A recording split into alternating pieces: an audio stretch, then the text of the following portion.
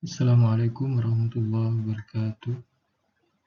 Selamat sore teman-teman. Hari ini kita memasuki topik yang sangat menarik, yaitu integrasi industri akademia dan implementasi Society 5.0 di Indonesia. Dalam perkuliahan pada pertemuan kali ini, kita akan melihat bahwa keberhasilan Society 5.0 tidak mungkin dicapai oleh satu pihak saja. Universitas tidak bisa bekerja sendiri, industri juga tidak bisa bekerja sendiri, pemerintah pun tidak cukup jika bekerja secara terpisah.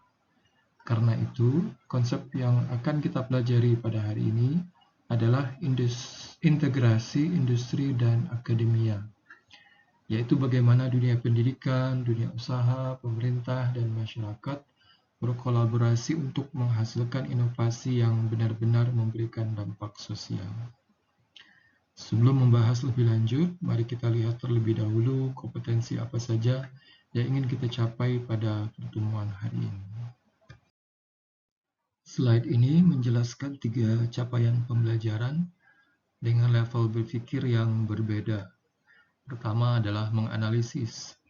Artinya, setelah kuliah ini, teman-teman diharapkan mampu menganalisis model kolaborasi industri dan akademia, serta memahami mengapa integrasi organisasi menjadi sangat penting untuk menyelesaikan masalah sosial di era Society 5.0. Kedua adalah mengevaluasi. Pada tahap ini, kita tidak hanya memahami konsep, tetapi juga mampu menilai apakah suatu strategi seperti habitat innovation, manajemen energi, atau tata kelola berbasis data benar-benar efektif diterapkan. Ketiga adalah merancang. Ini merupakan level tertinggi. Mahasiswa diharapkan mampu menyusun rekomendasi solusi berbasis konvergensi dunia cyber dan dunia fisik yang sesuai dengan kebutuhan di Indonesia. Jadi target kita hari ini bukan sekadar mengetahui teori, tetapi belajar berpikir sebagai seorang perancang solusi. Kalau begitu, mari kita mulai dari fondasi utama Society 5.0, yaitu bagaimana industri dan akademia membangun kolaborasi yang jauh lebih erat dibanding sebelumnya. Perhatikan isi slide ini. Ada 3 gagasan utama yang saling berkaitan. Pertama adalah pergeseran model kolaborasi. Dulu, hubungan universitas dan industri seringkali bersifat transaksional. Misalnya, perusahaan hanya datang ketika membutuhkan penelitian atau tenaga kerja. Setelah proyek selesai, hubungan pun berakhir. Dalam Society 5.0, pola seperti ini dianggap tidak lagi cukup. Yang dibutuhkan adalah full organizational integration, yaitu integrasi organisasi secara menyeluruh. Artinya batas antara kampus dan industri mulai melebur. Peneliti kampus dapat bekerja bersama insinyur perusahaan dalam satu tim, sementara perusahaan juga ikut terlibat dalam proses pembelajaran mahasiswa.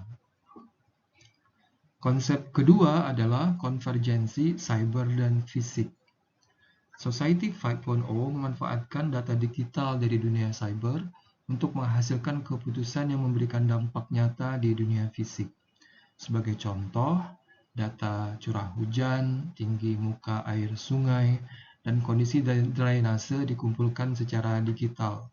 Kemudian sistem AI menganalisis seluruh data tersebut dan memberikan peringatan dini banjir kepada pemerintah maupun masyarakat. Dan jadi dunia digital tidak berdiri sendiri, tetapi menjadi alat untuk memperbaiki kehidupan nyata. Bagian terakhir memberikan contoh implementasi di Indonesia melalui MBKM. Slide menampilkan kolaborasi antara universitas dengan perusahaan seperti Telkom dan GoTo untuk membangun Joint Innovation Center. Salah satu contoh yang diberikan adalah pengembangan algoritma prediksi banjir yang terhubung dengan City Command Center. Perhatikan bahwa contoh ini menunjukkan peran masing-masing pihak. Universitas menyediakan riset dan sumber daya akademik, industri menyediakan teknologi dan implementasi, pemerintah memanfaatkan hasil inovasi tersebut untuk meningkatkan pelayanan publik. Kalau integrasi organisasi sudah terbentuk, langkah berikutnya adalah mengubah cara berpikir masyarakat. Disinilah muncul konsep shifting values. Seringkali kita menganggap transformasi digital hanya berarti membeli perangkat baru atau menggunakan aplikasi baru. Padahal Society 5.0 justru menekankan perubahan nilai dan budaya. Slide ini menyebutnya sebagai shifting values. Strategi pertama adalah replace, yaitu mengganti nilai lama yang sudah tidak relevan. Contohnya adalah birokrasi yang berbelit atau ego sektoral antar instansi. Dalam Society 5.0, proses yang lambat digantikan oleh sistem yang lebih terintegrasi dan berorientasi pada pelayanan masyarakat. Strategi kedua adalah create, artinya kita menciptakan nilai baru berbasis big data dan artificial intelligence. Layanan publik tidak lagi bersifat umum, tetapi semakin personal dan adaptif terhadap kebutuhan masing-masing warga.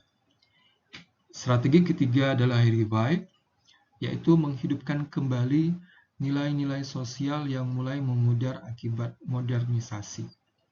Slide ini memberikan contoh digitalisasi gotong royong melalui aplikasi Jaki di Jakarta dan Sapa Warga di Jawa Barat.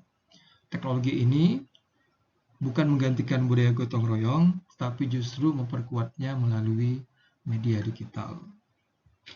Perubahan nilai tersebut kemudian diterapkan pada berbagai bidang kehidupan. Salah satu contoh yang paling penting adalah bagaimana Society 5.0 merancang lingkungan yang mendukung populasi lansia. Slide ini mengangkat isu yang sangat penting, yaitu penuaan populasi. Banyak negara, termasuk Indonesia, mulai mengalami peningkatan jumlah penduduk lanjut usia. Hal ini melahirkan konsep 100-year life, yaitu kemungkinan manusia hidup hingga usia sekitar 100 tahun. Pertanyaannya bukan lagi bagaimana membuat orang hidup lebih lama, tetapi bagaimana membuat orang tetap sehat, mandiri, dan produktif selama usia panjang tersebut. Slide ini menjelaskan bahwa Society 5.0 menambahkan dimensi keberlanjutan melalui teori sumbu Z.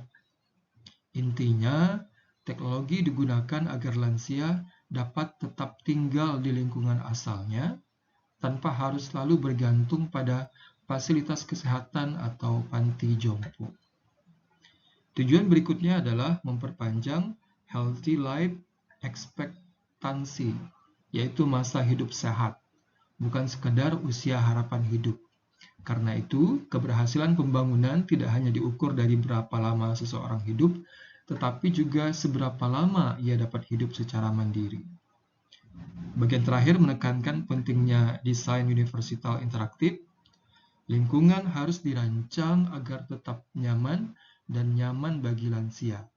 Misalnya melalui jalur landai, pegangan tangan, pencahayaan yang baik, dan fasilitas yang mudah diakses.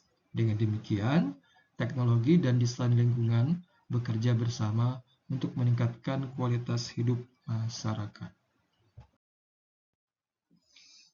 Teman-teman, pada slide sebelumnya kita telah membahas bagaimana Society 5.0 merancang lingkungan yang ramah bagi populasi lanjut usia melalui konsep 100-year life and aging in place.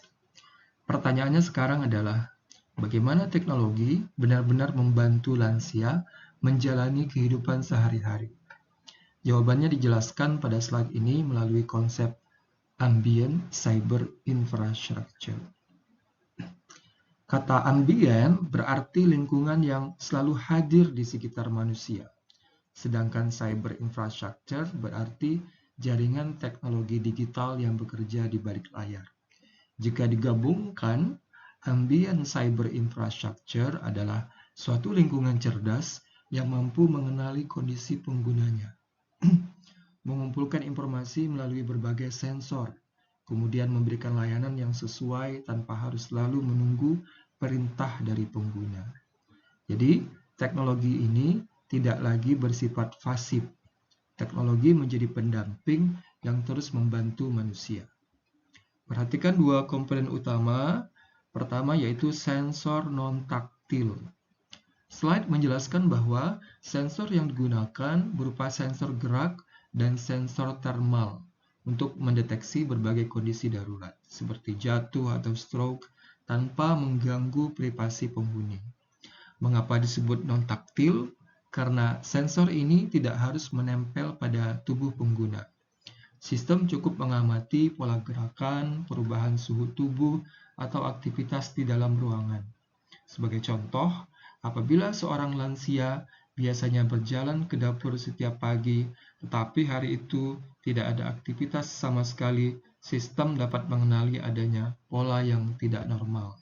Atau ketika sensor mendeteksi seseorang tiba-tiba terjatuh dan tidak bergerak dalam waktu tertentu, sistem dapat mengirimkan notifikasi kepada keluarga atau petugas kesehatan. Pendekatan ini penting karena banyak lansia merasa kurang nyaman jika harus memakai alat kesehatan sepanjang hari. Dengan sensor non-taktil, pemantauan tetap berlangsung, tetapi privasi dan kenyamanan pengguna tetap terjaga. Komponen kedua adalah robotika pendamping. Perhatikan bahwa slide tidak menggambarkan robot sebagai pengganti manusia. Robot di sini berfungsi sebagai pendamping sosial dan stimulator kognitif.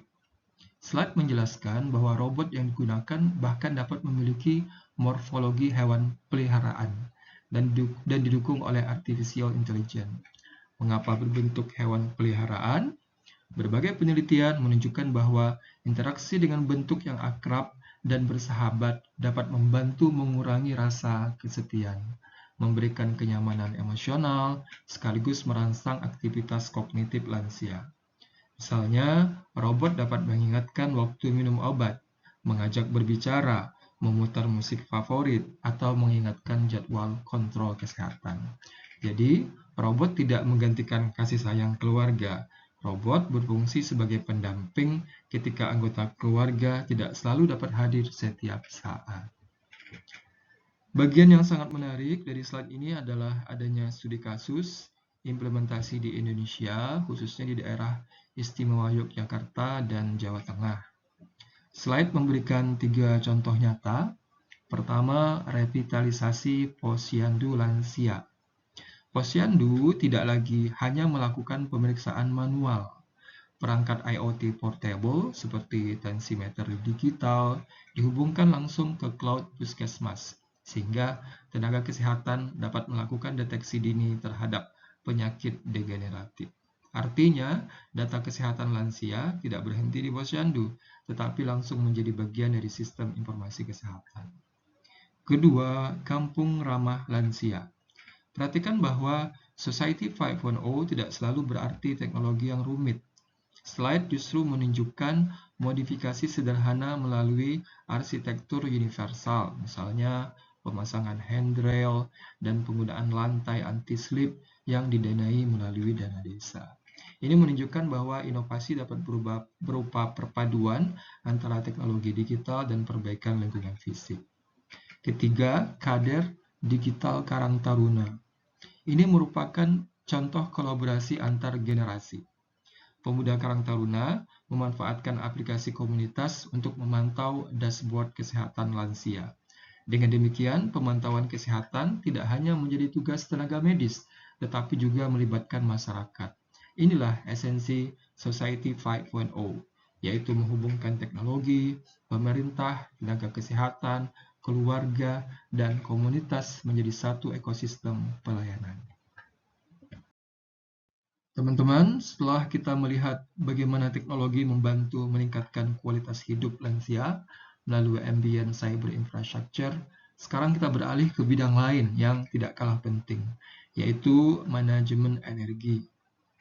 Biasanya kita mendengar istilah hemat energi, kita langsung berpikir tentang mengurangi penggunaan listrik. mematikan lampu, atau membatasi penggunaan AC. Namun, Society 5.0 mengajarkan bahwa tujuan utama bukan sekedar menghemat energi, melainkan menciptakan keseimbangan antara efisiensi energi dan kenyamanan manusia. Inilah yang ingin dijelaskan pada slide ini. Bagian pertama, paradigma lama, masochistic energy saving. Perhatikan bagian kiri slide, di sini terdapat istilah masochistic. Istilah ini digunakan untuk menggambarkan pendekatan lama dalam penghematan energi. Logikanya sederhana, semakin sedikit energi digunakan, semakin baik. Akibatnya muncul berbagai kebijakan yang justru mengurangi kenyamanan pengguna. Sebagai contoh, AC disetel terlalu tinggi agar hemat listrik. Lampu diredupkan meskipun aktivitas masih berlangsung. Lift dibatasi penggunaannya meskipun gedung bertingkat tinggi. Memang tagihan listrik turun, tetapi produktivitas, kenyamanan, bahkan kesehatan pengguna dapat ikut menurun. Jadi, efisiensi diperoleh dengan mengorbankan manusia. Bagian 2, pergeseran paradigma Society 5.0. Perhatikan bagian tengah slide. Society 5.0 menawarkan cara berpikir yang berbeda. Teknologi digunakan untuk memahami bagaimana manusia menggunakan suatu bangunan. Sensor mengumpulkan berbagai informasi seperti jumlah penghuni ruangan, suhu, kelembapan, intensitas cahaya, pola penggunaan ruangan, hingga konsumsi energi setiap zona. Seluruh data tersebut kemudian dianalisis menggunakan artificial intelligence. AI tidak hanya melihat kondisi saat ini, tetapi juga mempelajari data historis sehingga mampu memprediksi kebutuhan energi pada waktu-waktu tertentu. Dengan demikian, sistem dapat melakukan pengaturan secara otomatis. Slide ini juga menjelaskan konsep commissioning jarak jauh. Commissioning adalah proses memastikan seluruh sistem bangunan bekerja secara optimal.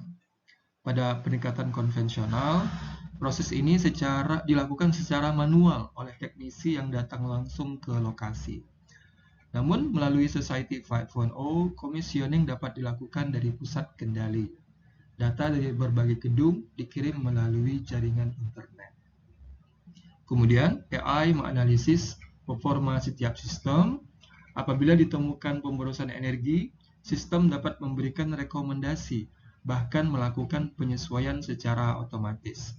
Artinya, optimasi tidak lagi menunggu kerusakan terjadi.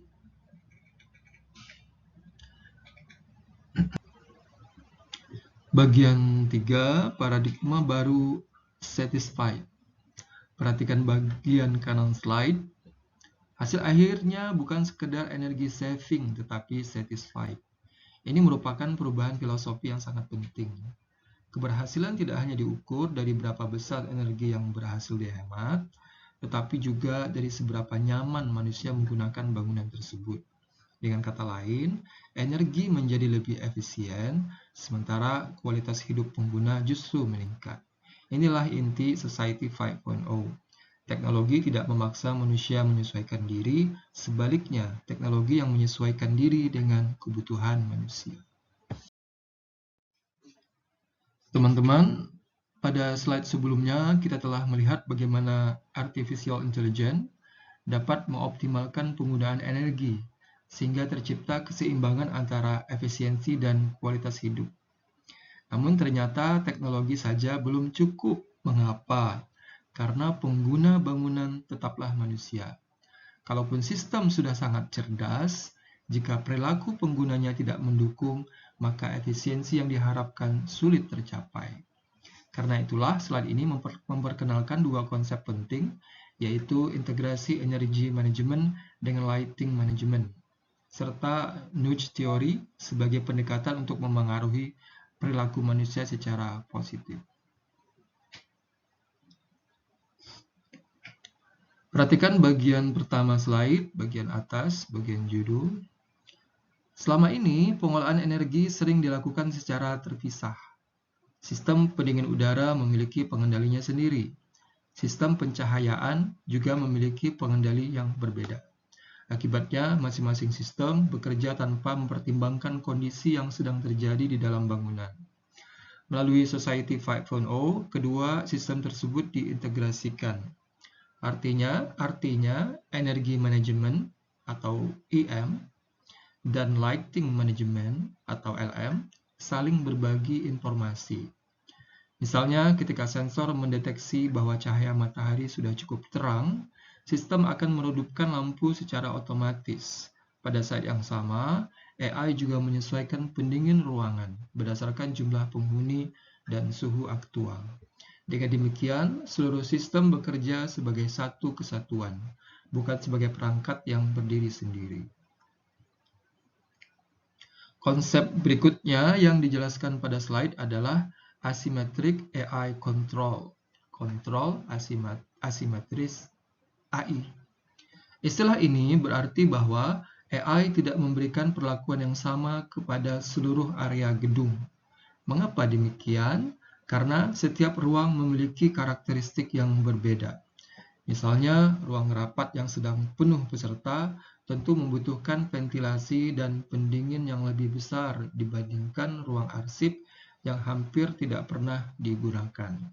Demikian pula ruang yang memperoleh cahaya matahari langsung memerlukan pengaturan pencahayaan yang berbeda dengan ruang yang berada di sisi lain bangunan. Oleh karena itu, AI mengendalikan setiap zona secara independen berdasarkan data yang diterima secara real-time. Pendekatan ini menghasilkan dua keuntungan sekaligus. Pertama, energi tidak terbuang pada area yang tidak membutuhkan. Kedua, pengguna tetap memperoleh tingkat kenyamanan yang optimal. Lalu bagian terakhir dari slide memperkenalkan nudge theory. Konsep ini berasal dari ilmu ekonomi perilaku yang dikembangkan oleh Richard Thaler dan Chas Sunstein. Inti dari nudge adalah mendorong seseorang mengambil keputusan yang lebih baik tanpa memaksanya. Jadi berbeda dengan aturan atau larangan. Perhatikan contoh yang terdapat pada slide. Alih-alih memaksa pengguna berpindah ruangan demi menghemat energi, sistem memberikan notifikasi seperti ini. Contohnya ya, bentuk notifikasinya. Area kerja di sisi barat saat ini memiliki suhu alami yang lebih nyaman. Jika Anda berpindah ke area tersebut, Anda akan memperoleh voucher kopi. Perhatikan bahwa pengguna tetap memiliki pilihan. Tidak ada hukuman jika menolak, namun karena terdapat dorongan yang menarik, sebagian besar orang akan memilih berpindah secara sukarela. Dengan cara inilah, Society 5.0 menghubungkan atau menggabungkan teknologi dan psikologi untuk mencapai tujuan yang sama. Kalau kita rangkum, sebenarnya slide ini menunjukkan satu alur yang sangat logis. Pertama, EM dan LM diintegrasikan sehingga seluruh sistem bangunan dapat saling berkomunikasi. Kedua, Artificial Intelligence mengendalikan setiap zona secara berbeda sesuai kebutuhan melalui Asymmetric AI Control. Ketiga, nudge theory digunakan agar perilaku manusia juga ikut mendukung keputusan AI. Dengan demikian, efisiensi energi tidak hanya berasal dari teknologi, tetapi juga dari perubahan perilaku penggunanya. Berikutnya, pada slide ini kita akan membahas bagaimana Society 5.0 mengubah cara pemerintah merencanakan pembangunan kota. Selama ini pemerintah banyak mengandalkan person trip survey, yaitu survei untuk mengetahui pola perjalanan masyarakat. Kelemahannya, survei ini membutuhkan biaya besar, waktu yang lama, dan biasanya hanya dilakukan setiap 5-10 tahun. Padahal kondisi kota berubah sangat cepat. Dalam Society 5.0, pengambilan keputusan didukung oleh data digital seperti GPS smartphone, Wi-Fi publik, dan data mobilitas yang telah dianonimkan. Dengan data tersebut, pemerintah dapat mengetahui pola pergerakan masyarakat secara lebih akurat dan hampir real-time.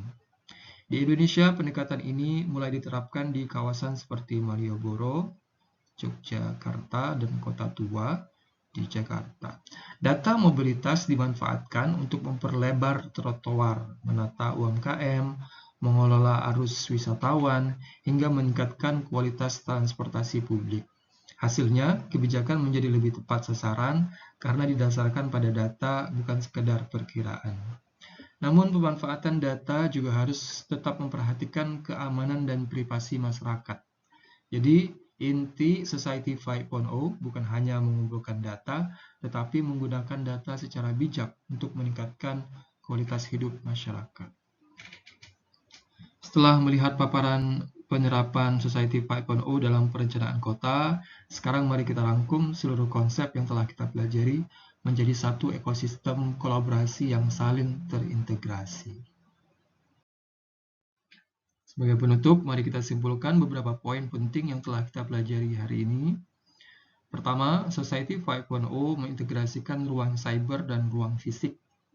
Teknologi seperti Artificial Intelligence, Internet of Things, dan Big Data bukan menjadi tujuan akhir, tetapi menjadi alat untuk menyelesaikan berbagai permasalahan sosial, meningkatkan kualitas hidup masyarakat, sekaligus mendukung pertumbuhan ekonomi yang berkelanjutan.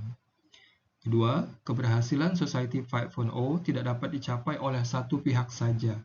Slide ini menunjukkan quad axis model, yaitu kolaborasi antara komunitas lokal, institusi publik atau pemerintah, sektor swasta, dan individu.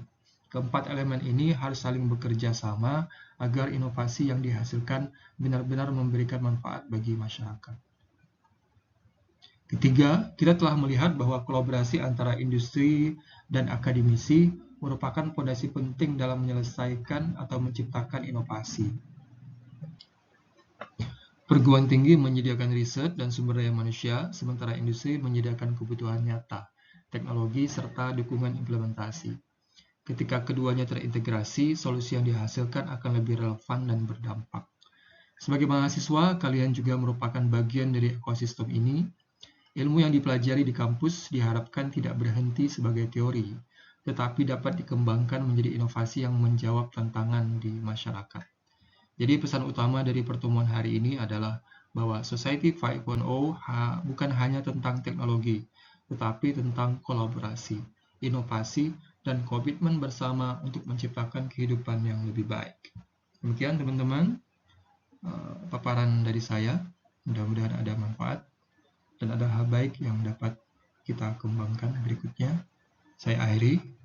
Billahi taufiq wal hidayah. Wassalamualaikum warahmatullahi wabarakatuh.